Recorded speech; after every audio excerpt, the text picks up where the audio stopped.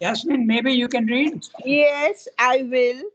Okay, go ahead. The status he reaches. Once we'll do the whole thing. There's a small para in the end. We will finish that also. And then we will discuss it.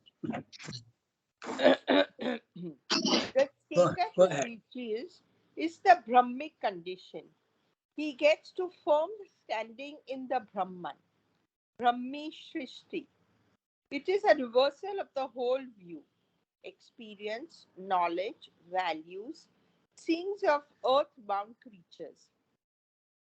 This life of the dualities, which is to them their day, their waking, their consciousness, their bright condition of activity and knowledge, is to him a night, a troubled sleep and darkness of the soul.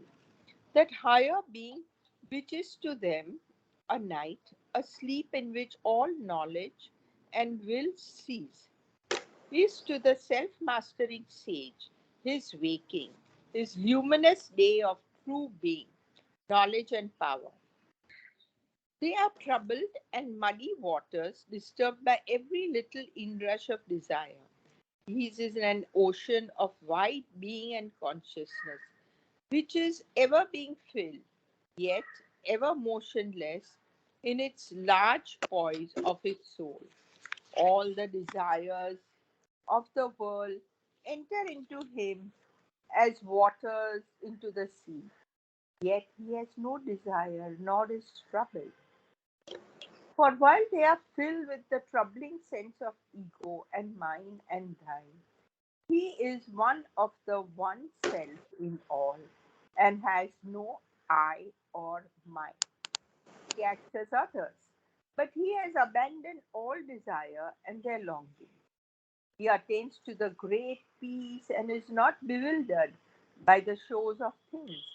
He has extinguished his individual ego in the One, lives in the unity, and, fixed in that status at his end, can attain to extinction in the Brahman, Nirvana.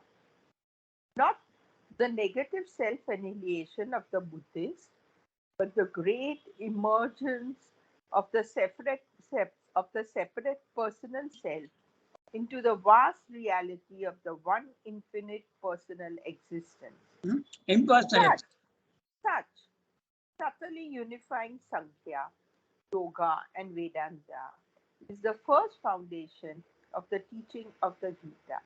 It is far from being all, but it is the first indispensable practical unity of knowledge and work, with a hint already of the third crowning incessant element in the soul's completeness, divine love and devotion. Yeah. Okay. Even Swamdas use the word third crowning intensity.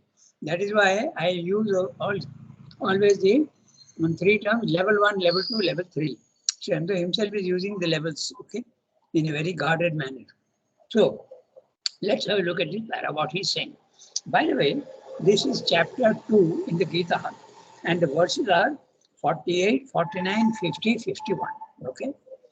योगस्य कुरु कर्माणि संगम त्यक्त्वा धनंजय सिद्धि असिद्धयोः समो भूत्वा samatvam yoga uchyate. Samatvam is absolutely this is what he's saying. So we'll look at what is meaning, and we'll spend a little time because it's something so different from our normal consciousness that we need to have a fairly clear, at least a mental idea, even if not an experience. Okay, so the status he reaches is the Brahmic condition. So the status, note the word status. It is something which is static. The word status can also mean a level. Okay, there are levels and levels of in everything there are levels. So, but this is also there is a suggestion of a static condition, because when you are identified, okay, I'll make a very specific. It's a repetition, but it stands a repetition. Level 1, you are identified with your body, mind, life. You think that this is what you are. You are not conscious of your soul or yourself. You are not conscious at all.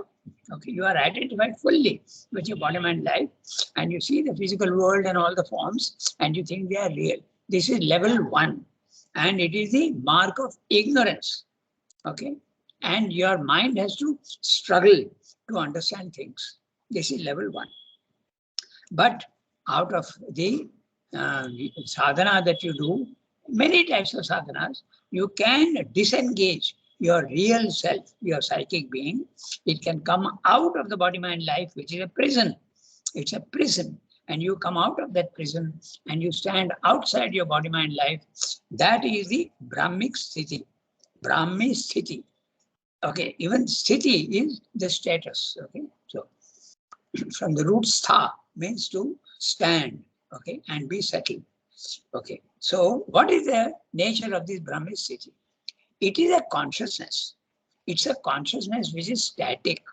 In our world, at level 1, where all the time our thoughts are moving, our emotions are also going on changing, our body position also is going on moving. Even if your body is absolutely still and quiet, which is not very easy, okay. I have seen some Japanese people once in meditation in the ashram, in the playground. He was absolutely immobile for half an hour. The body was immobile. Even if your body is immobile, your vital is not. It is very, very mobile. It's going on having different emotions. And your mind, most difficult of all. Constantly new thoughts are coming into the mind. So this is the normal condition of man. It is not a status. It's a dynamism. It is constantly moving. But dynamic also is not a right word. Mobile is the right word, because these are useless thoughts and useless movements. They are wasted energy. Okay. So this is the normal level 1. But when you go to level 2, your consciousness is now absolutely stable, and you are in a consciousness which is absolutely static. You feel yourself to be infinite. You feel yourself to be free, because your consciousness is outside the body, mind, life. And you are completely without emotion and without thought. Your consciousness is absolutely static. And you are looking down upon your own body, mind, life, and seeing that it is constantly moving. The mind is continuing to have thoughts. The vital is continuing to have emotions. Your body may or may not be moving, but you are outside and you are just watching. Okay, this is the Brahmic Sthiti. But it is a reversal of consciousness. That which was moving has become now static. There is no movement. That which was identified with form has now become formless. Okay, you are without a form. Then further down, he explains what is formlessness. Then, in the physical mind, you are seeing all finite things. Okay, but when you enter the Brahmi Sthiti, you feel yourself to be infinite. You are absolutely without form and you are infinite. Your ego disappears and you feel yourself to be also, you have existed. You also realize your immortality, because you are now identified with the self. And the self also, you can use different words. You must have a clear idea of what this condition is. It is called self in English. It is Atman, or it is also the Brahman, Brahmic Sthiti, or you can also call it the Buddhists call it Nirvana. Why? Because all those things which you are seeing as real now gets blown out. In the Buddhistic philosophy, the same thing is called Nirvana. Nirva. You are blowing out the reality of the physical world. The world is no more real to you. It can be absolutely illusion, or it can be only moving forms. It depends on your condition. Each individual will experience the Brahmic Sthiti in a different way. Okay. So this is what the Brahmic Sthiti is. You can call it Brahman consciousness. You can call it witness consciousness, Sakshi, and you can also call it Atman. It's the same thing, whatever it is. You are not identified with your body, mind, life. Very clear. So everything is the opposite. That's why Sri Ramdu and Mother both use the word. It's a reversal of consciousness. All the values of level 1 are reversed. The finite becomes infinite. The temporary becomes permanent. The movement becomes non-movement. The realities of the physical world now become unreality. Okay, so that's why it is a complete reversal of consciousness. Mother describes that sometimes as making a ball, the inside must come out and the out must come in. Okay. So, because that also is true, because at our level, we feel that we are in the cosmos. We feel that I am part of the cosmos and I am in the cosmos. But at that time, you may feel that the cosmos is within you. Okay. Again, another reversal. Absolutely opposite. If you see some of those sonnets, you will see that the largest stars in the universe are burning within me. That's a cosmic consciousness. Okay. So that is what the Gita is talking about. The status he reaches is the Brahmic condition. He gets to firm standing in the Brahman. Firm standing. Again, the word suggests no movement at all in the Brahman. Brahmi Sthiti. It's a reversal of the whole view. There you are, he explaining. It's a reversal. Everything, all the values in level 1 become now absolutely level 2, completely different. The finite becomes infinite, the movement becomes static, okay? And then the forms that you are seeing in the physical world is real, they become unreal, okay? Everything is opposite. It's a reversal of the whole view. Experience, knowledge, values, seeings of earthbound creatures. Because what you thought was earthbound creatures, now you see that the divine presence is there everywhere. This life of the dualities. So again, we come back to the idea of the dualities. At level 1, there are dualities. If there is light, there is darkness. If there is good, there is evil. If there is generosity, there is also miserliness. Okay. If there is selfishness, there is also generosity. All these things are the dualities. And why are the dualities there at the lowest level? Again, we have to go back to the one becoming the many. At the highest level, there's only one reality, God. You can call it Satchidananda, you can call it God, you can call it eternal principle, whatever you want. Okay? And that is one. But that becomes the many. And when it becomes the many, again we say that it creates infinitely. It does not create only a small range. Okay. So suppose he is creating light. Okay. He is not creating only 100 watts and 500 watts. He is creating 0 watt and he's 5,000 watts. So it goes on both sides. It becomes negative and positive. And if it is negative and positive, you have opposites. They are not really opposite, but that's the dualities in the physical world. But when you go to the Brahmic Sthiti, the level 2, the dualities disappear. They appear to you as the same thing in two different poles. Darkness is nothing but light which has reduced itself. Okay? The love and hate which are there in the physical world, love has reduced itself and become the opposite of itself. So you see the oneness of things in level 2, but they seem to be two poles of the same thing. Then towards the end, Srimad is talking of the third level. Okay, he is talking of the third crowning intensive movement, that is the supermind.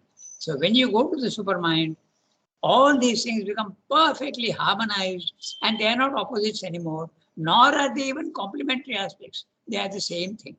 Okay, so it's a reversal of the whole view, experience, knowledge, values, seeing of earthbound creature. This life of the duality, level 1, which is to them their day, their waking, their consciousness, their bright condition of activity and knowledge, is to him a night, a troubled sleep, and darkness of the soul. This is a very interesting one, chapter 2, verse 69 and 70. So 69 and 70, it goes like this, very interesting. Ya nisha sarva bhutanam tasyam jagarti samyami yasyam jagrati bhutani sa nisha pashyato mune. So what it means is, for us in our normal consciousness of level 1, level 2 is, it doesn't exist for us, it is a sleep. It is something totally different. But for the one who is awakened in level 2, he is seeing everything. The physical world becomes like a non-existent, so it becomes a sleep. So what is sleep for us? Level 2 the spiritual consciousness is asleep for us because we don't experience it. We are waking. But to the one who is Pashyato Mune, the Muni who is seeing things in the right way, for him, that which is darkness for us is light for him. And that which is light for us, the physical world, is actually a sleep because it becomes unreal. That's what he said. Okay, so these are the chapter 2, verse 69 and 70. Okay. Then I go to the next sentence. This is a self-mastering. That higher being, which is a night, a sleep in which all knowledge will ensue. By the way, this is very interesting. Even there is a Russian scientist who settled in England. His name was Gurdjieff. Okay, and he says the same thing. He says, man, when he thinks he's awakened, he's actually sleeping spiritually. And when he goes to the spiritual level, then he realizes that, my God, this is the real consciousness. And I was sleeping in the physical world when I thought I was awake. I was actually sleeping spiritually. So that's it. That's why it's a reversal of consciousness. Okay. So the luminous day of the true being, knowledge and power. They are troubled and muddy waters, disturbed by every little inrush of desire. That's our normal condition. Whenever there is a little desire, it can disturb you, and it is interesting, it can disturb you with enjoyment, but it can also disturb you with non-enjoyment. Okay, that also can happen. Even enjoyment at our level is a disturbance. The calm waters, the desire enters, and the waters get disturbed. Okay, that's what it is. They are troubled and muddy waters, disturbed by every little inrush of desire. So if you want your waters in your being to be absolutely static, calm, transparent and clear and deep, then don't have desires. That's it. Not easy, but that's the way it has to be done. He is an ocean. Who is an ocean? The one who is absolutely calm and quiet. He is an ocean of wide being and consciousness, which is ever being filled, yet ever motionless in this large poise of his soul. This is verse 70. I'll read that out and we'll look at what is being said. Okay, it's a very interesting image. Just like Srimdo's texts and poetry is full of images. Okay, because that's the only way you can express things which cannot be expressed in language. Okay, the truth comes through in images, which is ever being filled. Okay, he is an ocean of wide being and consciousness, which is ever being filled, yet ever motionless in its large poise of the soul. Okay. So the verse goes like this.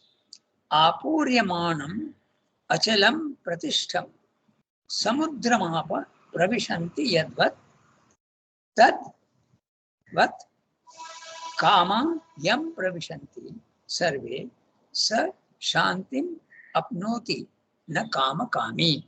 The one who is desireful, he cannot get the shanti.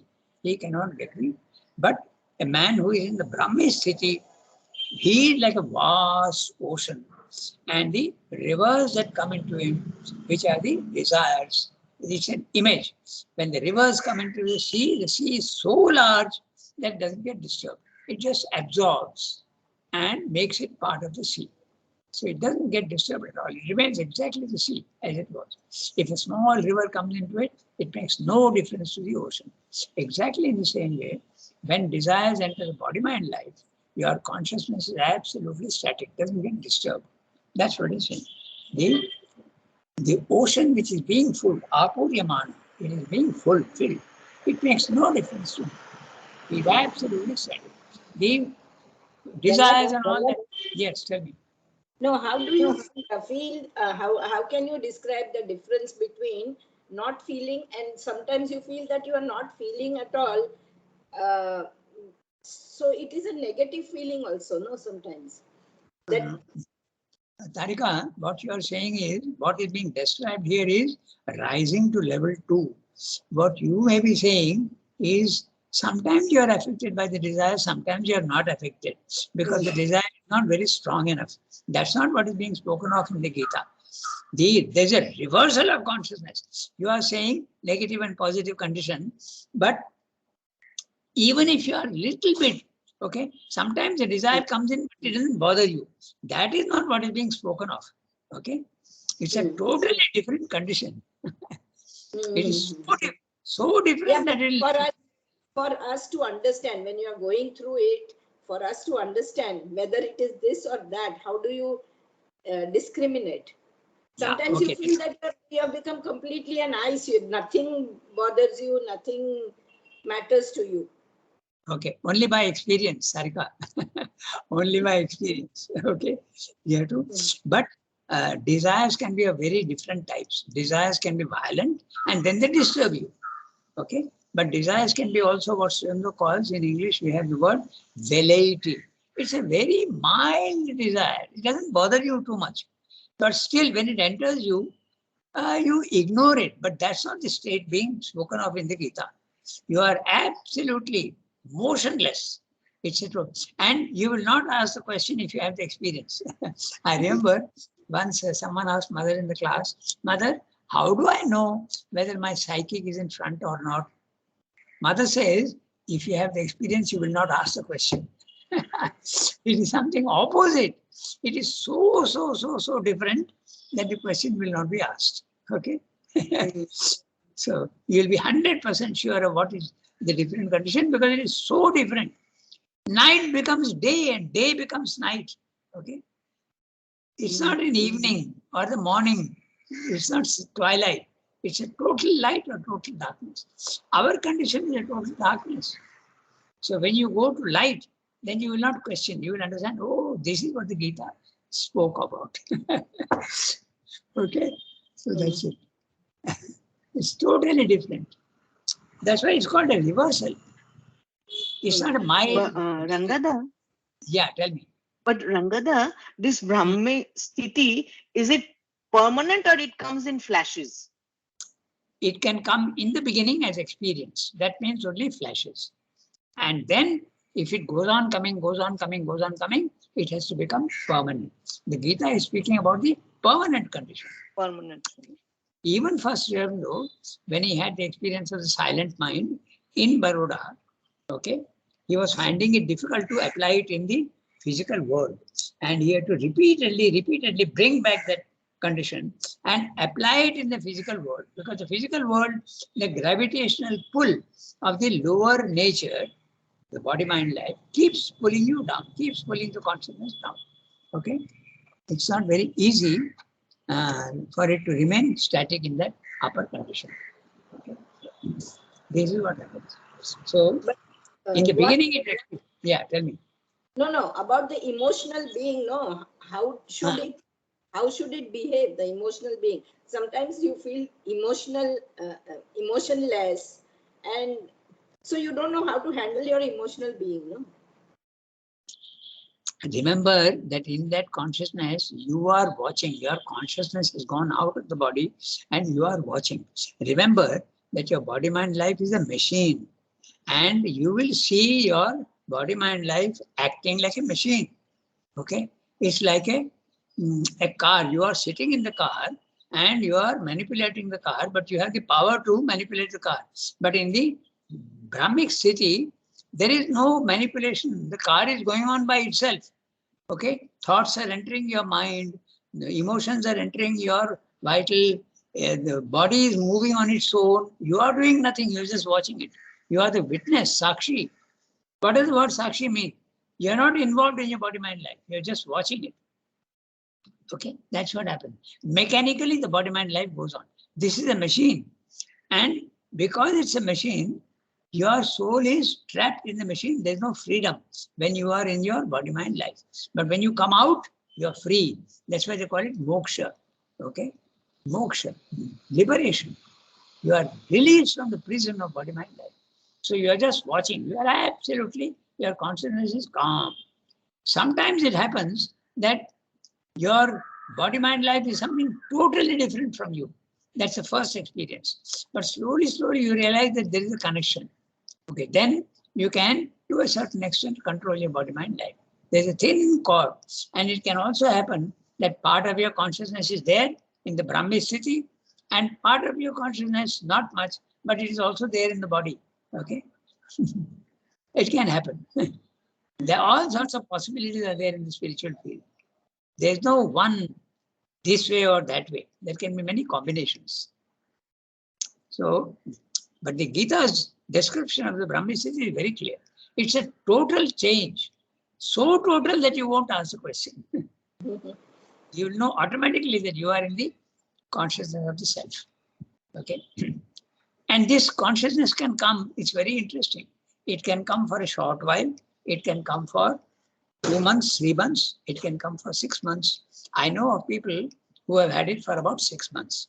Then slowly the experience goes back and you are back in your old habits of body, of vital and of mind. Okay, this can happen.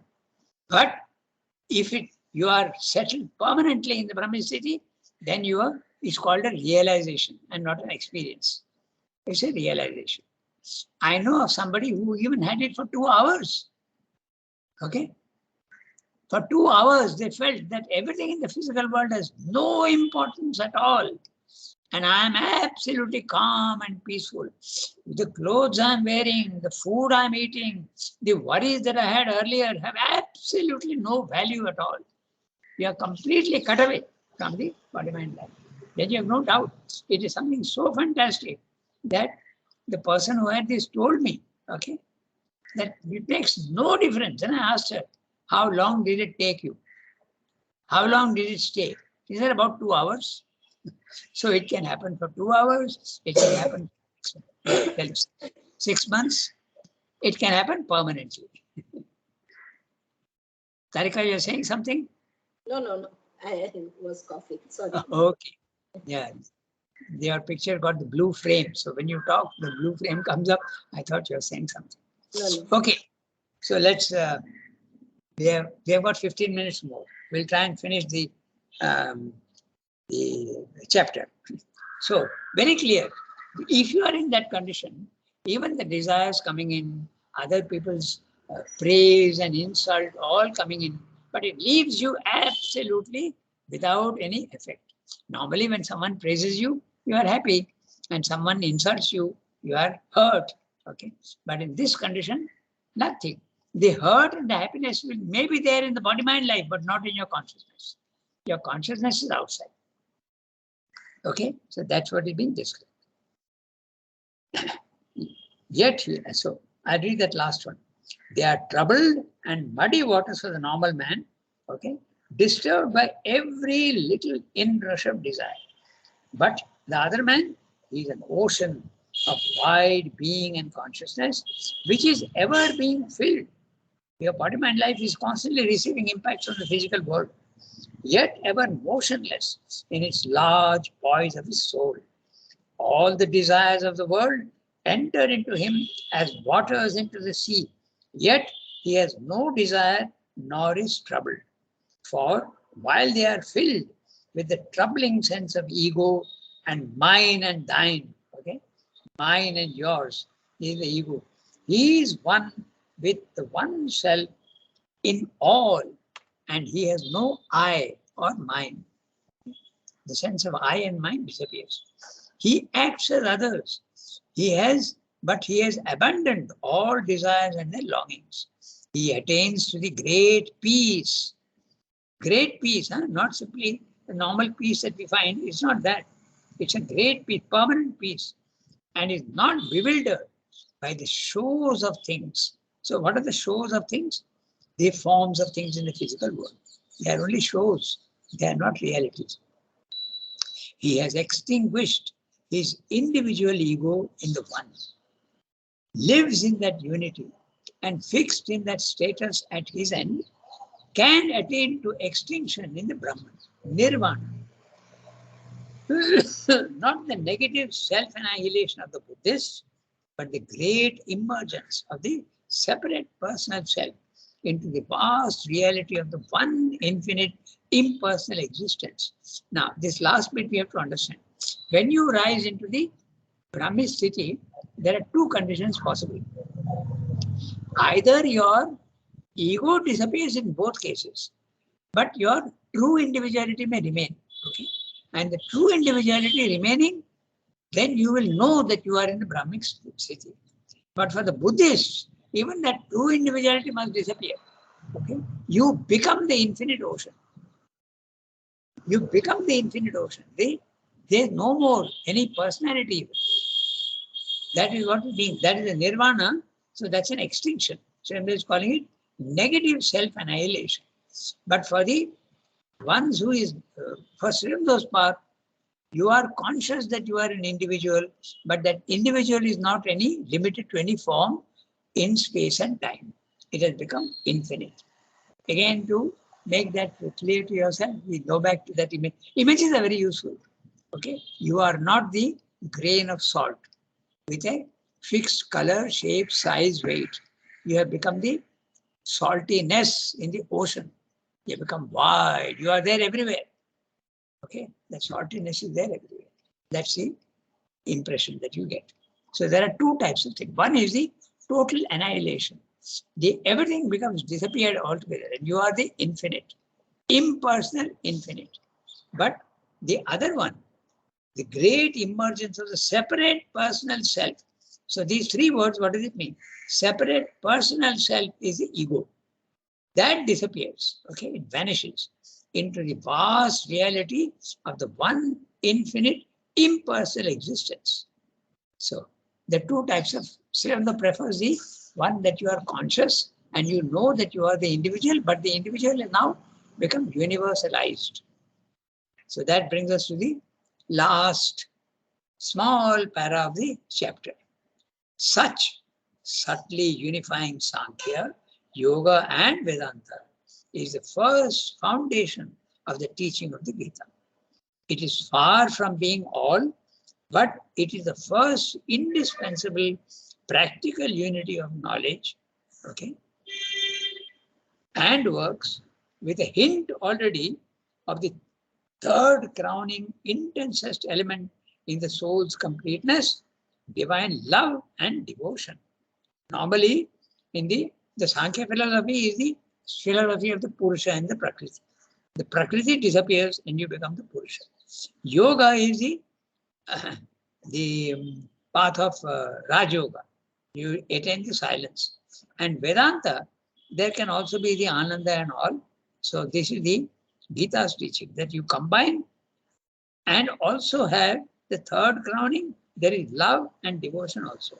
The personal aspect of the divine is also experienced at level 3.